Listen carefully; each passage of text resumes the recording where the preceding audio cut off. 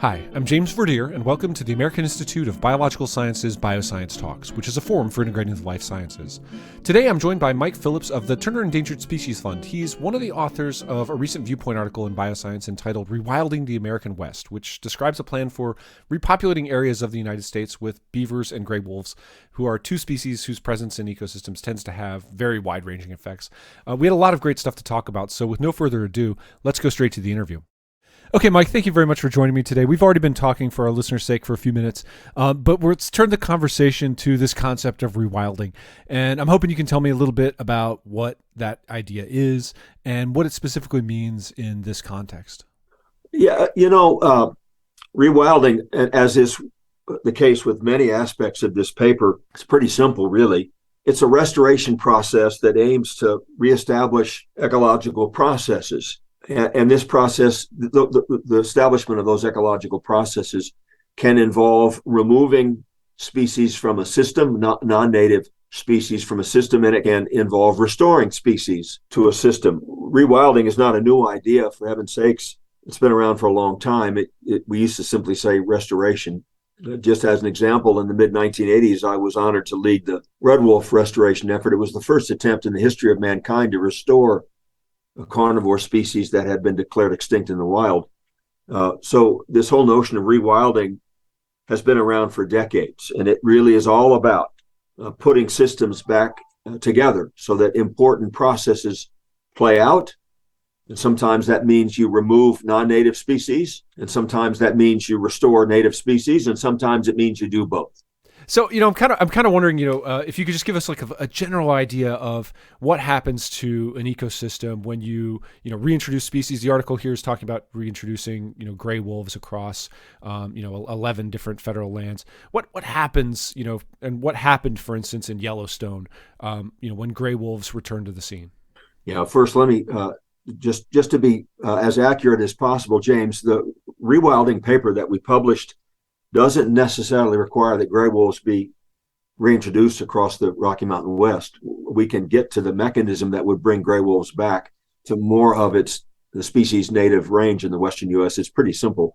But what happened in Yellowstone when we reintroduced gray wolves? And I want to make sure the audience understands that the aim of the work, which I was honored to lead, the aim of that restoration project was never to restore gray wolves to Yellowstone National Park. That was not the aim. The aim was to restore gray wolves to the greater Yellowstone ecosystem, which is the park and surrounding national forests, covering about 15 million acres. The reason that's important is that the aim was to put in place a population that was big enough, several hundred wolves, to contribute to the species recovery in the northern Rocky Mountains. We knew all along, James, that Yellowstone Park by itself could probably support 70, 80, 90, 100 wolves. That's not bad, but that's relatively uninteresting. We conducted the reintroductions in Yellowstone because the habitat was of high quality and very secure. So it made sense that we would use the park as the nidus, if you will, the birthing grounds to give rise to a population that would eventually spread throughout the greater Yellowstone ecosystem, and that's what happened. And right now, I suppose the park supports about 90 wolves. The greater Yellowstone ecosystem supports about 350 to 400. So it all came together exactly as we had envisioned, which is not the least bit surprising because we know a lot about gray wolves. We had a very good sense of what the consequences of reintroductions would be. We also had some sense from an ecological perspective what gray wolves in the park would mean. And it would mean less herbivory. Quite simply, most of this stuff is pretty simple. Gray wolves as obligate carnivores were going to push predation on elk in a new and exciting way because they were one obligate carnivore that had been absent for a long time. There certainly were other carnivores in the park that were pressing on the elk population, cougars and coyotes and black bears and grizzly bears. But we knew that if we placed a viable population of gray wolves in the system, that would create even more predation pressure. And that pressure has changed the system. It, in my mind, has made the system, the ecological system, especially in the northern part of Yellowstone Park, more robust, more ecologically intact, because there now are fewer elk, and that means less browsing pressure principally on woody vegetation, which changes riparian areas considerably, which generates a host of benefits for myriad species as the riparian areas come back and support a more pronounced woody component. So to some extent, people would say, well, the gray wolves have precipitated a trophic cascade, where the consequences of their predation cascades down through the trophic system, generating myriad ecological benefits. I believe that's largely true, but it's not just gray wolves. What really has precipitated a more robust trophic cascade is predation in general. It's predation, that ecological process of predation, that is so very important. And now with gray wolves and cougars and coyotes and black bears and grizzly bears, the elk aren't quite so common. And because of that, I think the system overall is much healthier than it would be otherwise. Okay, so you have a situation in which, you reintroduce predation at a certain scale, and all of a sudden, it kind of rearranges the numbers of different species you have, with downstream effects ultimately, going as far as alteration of the landscape and, the plants populations that you might have present in a space. Yes. Let's now talk about, the other major primary species that was discussed in the article as being a good target for, reintroduction in some areas or revitalization in others. And that's the North American beaver. What does that species do to a landscape? How does it kind of act as an engineer? Well, beavers are, I think, even more effective as ecological engineers than gray wolves. By their very habits, they change ecological settings through their interaction with woody vegetation. They fell trees. They hold water through the construction of dams. Their very natural history is all about creating a particular ecological setting. And that's why they're far more of an ecological specialist than a gray wolf. My lord, a gray wolf can be just about anywhere where there's a large mammal bigger than itself to prey upon. Beavers are tied to water. Right? They just are. They just are. But because they interact so intimately with water, they have this tremendous capacity to change a system by storing and holding and storing water, and by directly interacting with vegetation through felling of trees and the like. Because of that, a host of species benefit from this simple practice of holding and storing water. And James, that will become even more profoundly important as the Rocky Mountain West becomes more arid. No one should question the wisdom of beavers when we all recognize a need to be forever concerned about the holding and storage of water. They are tremendously important ecological engineers that will become more so as climate change really nests itself into our reality. Okay, and I'm wondering now, how do you get this sort of thing to happen? I know you have a political background as well as a scientific one, but these things are not necessarily easy tasks to undertake. I'm sure that most of our listenership will be in favor of, healthy and biodiverse ecosystems, but sometimes the policy part of that, the actual kind of enacting of those types of policies, is a bit of a stumbling block. So, in this case, how do you sort of address that issue? How do you actually think about getting this kind of thing done? Yeah, the paper, James, that we publish in Bioscience proposes a Western rewilding network. And three things have to happen for that network to manifest itself. Gray wolves have to become more common. Beavers have to become more common. And across about 30% of this area, grazing allotments, livestock grazing allotments need to be retired. Three things. More beavers, more wolves, retiring allotments. The first two are easy. The first two really only require that people be tolerant. The first two, restoring beavers and gray wolves across this Western rewilding network, only require that people value life, and they stand in opposition to needless killing. As far as beavers are concerned, they probably will have to be reintroduced to many of the watersheds because they won't get there on their own. Beavers have relatively modest dispersal capabilities, but again, because beavers have a beneficial influence on the nature of water in the Western U.S. by holding it, slowing it down, and storing it through their dams and ponds, who in their right mind, with aridity increasing, who in their right mind would stand in opposition to the beavers? They're just a really good idea. So it would seem to me if you have any sort of ecological sense at all, you ought to stand in celebration of beavers. That's pretty easy. And they're relatively easy to capture. They're relatively easy to move around, so they'd be relatively easy to reintroduce. And in the presence of basically suitable habitat, they will do quite well. They are, after all, a rodent, and most rodents are really quite capable. So that's the beaver play. The wolf play, it's just about tolerance, James. It's just about standing in opposition to needless killing. When you look at the Western Rewilding Network, there's really only a couple of sites where gray wolves would have to be reintroduced. A good example of a reintroduction need is Western Colorado. Well, that's going to happen in short order because of a law that was instituted in late 2020 that says the state of Colorado will begin reintroductions to restore a population of gray wolves to the western half of the state by December of 2023. That may be, James, the last great restoration need via reintroductions for the gray wolf. If you simply leave them alone, given where they are now, and you stand in opposition to needless killing, they will populate much of the Western Rewilding Network naturally.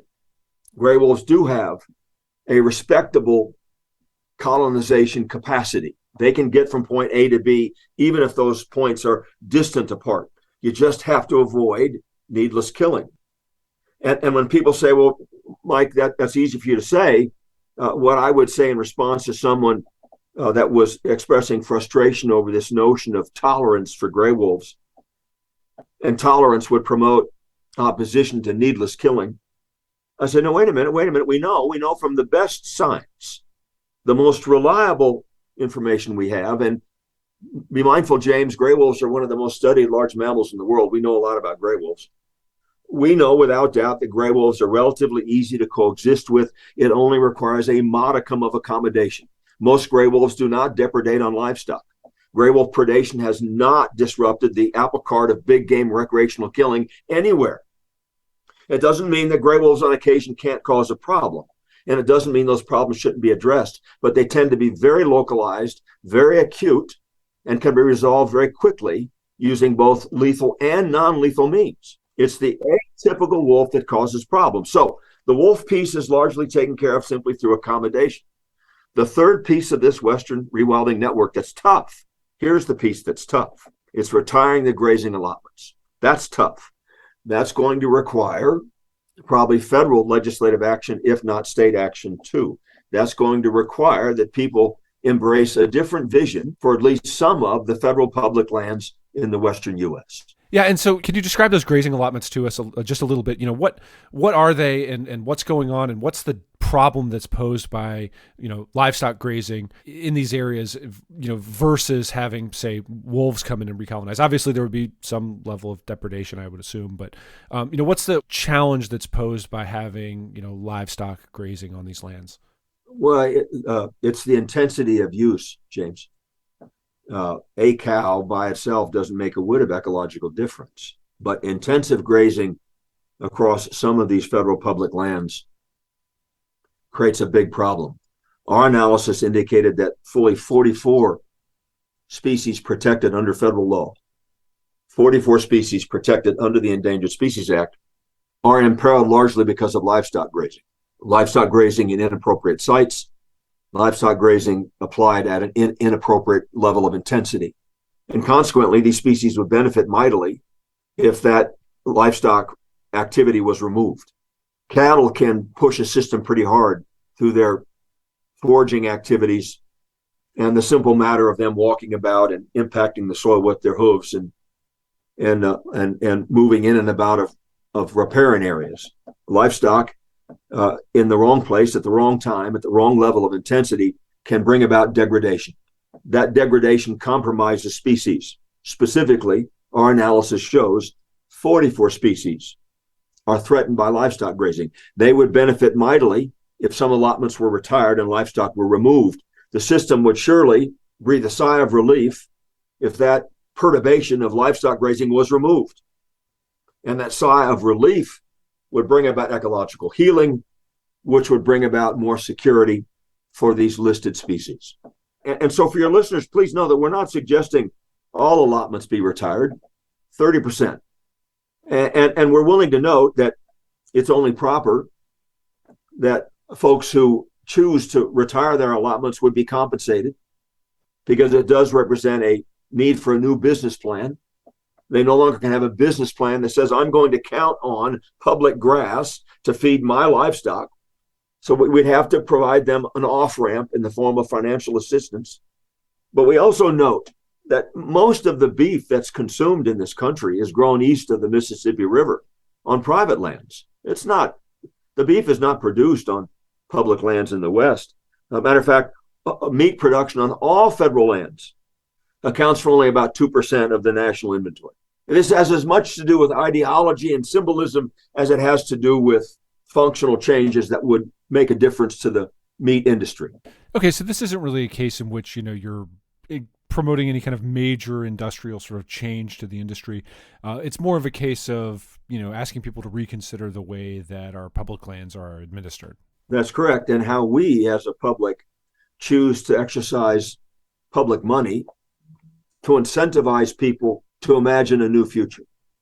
And that incentive, James, is saying, say you're a rancher. We say, James, you're going to retire your allotment. We're going to pay you for that retirement because we realize you need some help to build a new business plan.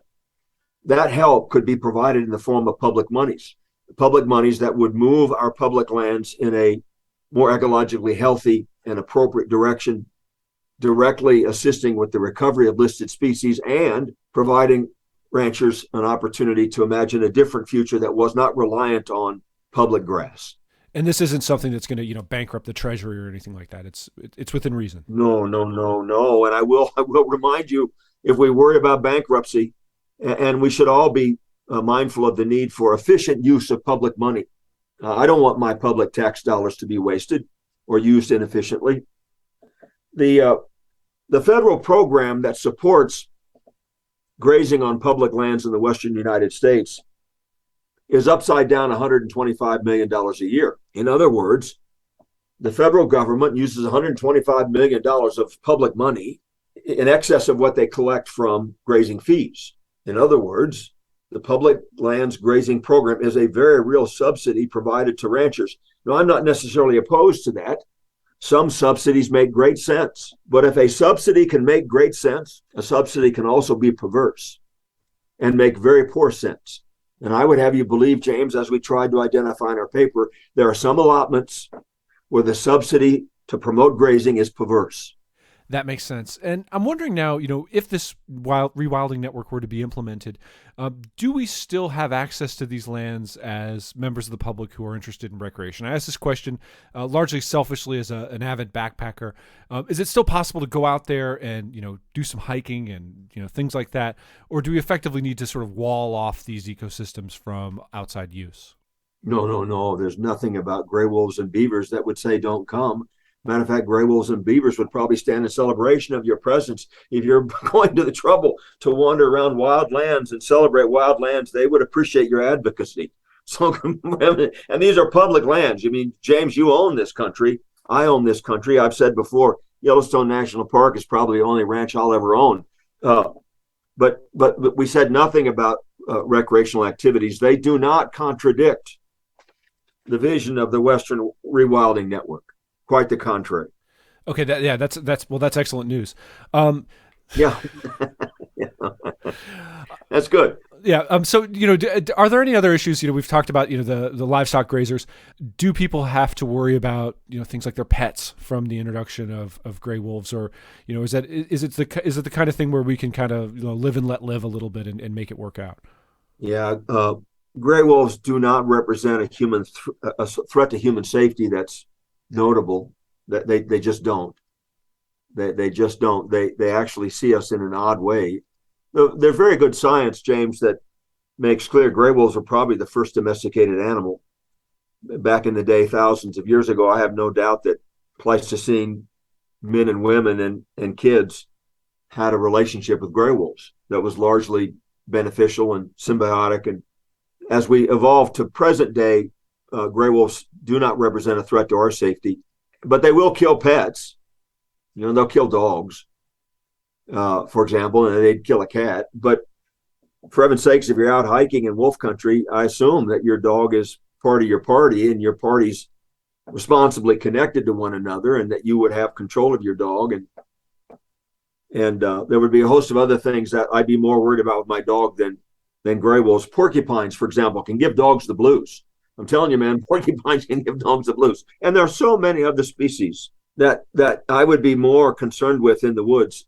Elk, moose, grizzly bears, black bears, cougars, all represent more of a threat to human safety than gray wolves do. But I would also have you believe it's those species, it's those modest threats that give the woods an edge that I find attractive.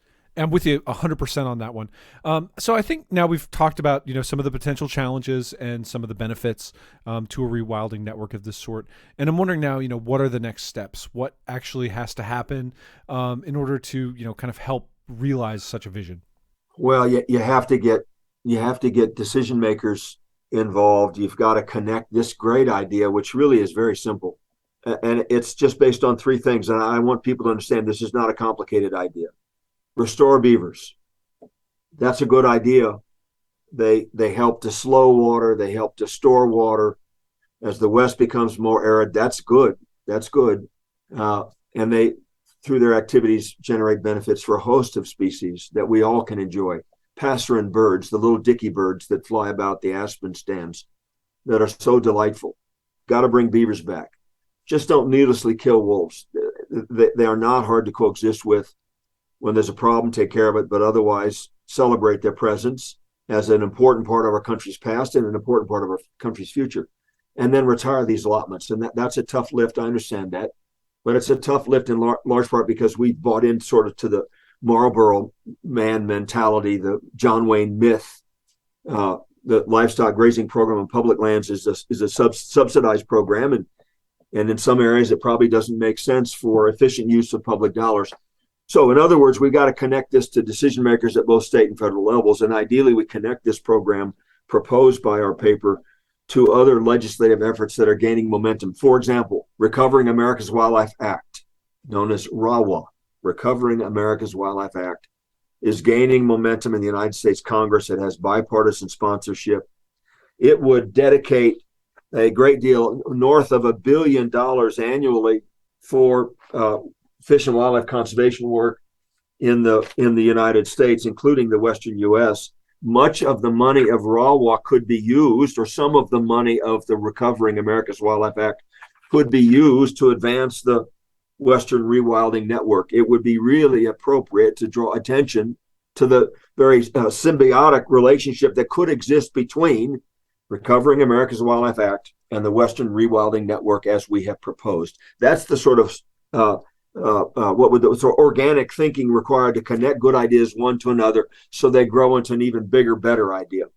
We need some legislative champions that would speak well of the connections between what the federal and state governments want to do and what is called for by the Western Rewilding Network.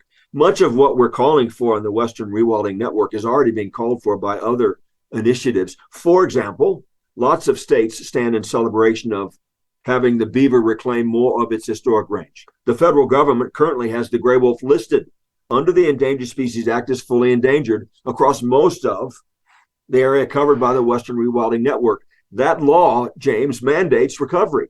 So much of what we proposed is moving through the pipeline in other forms already. And so it's in large part just, kind of building that groundswell of public support, applying pressure to those who are in the position to make decisions, and groundswell of public support and connections, obvious connections.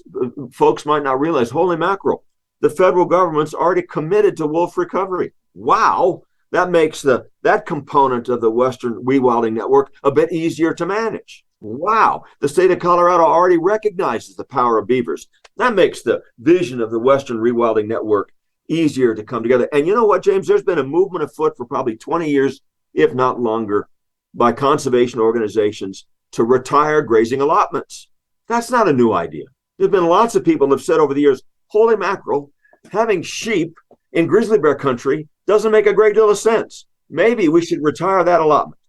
And I don't think it's too much for the American public to expect its elected leaders to think in holistic terms and to look around corners. No, that's quite fair, and I think a great point on which to leave the conversation.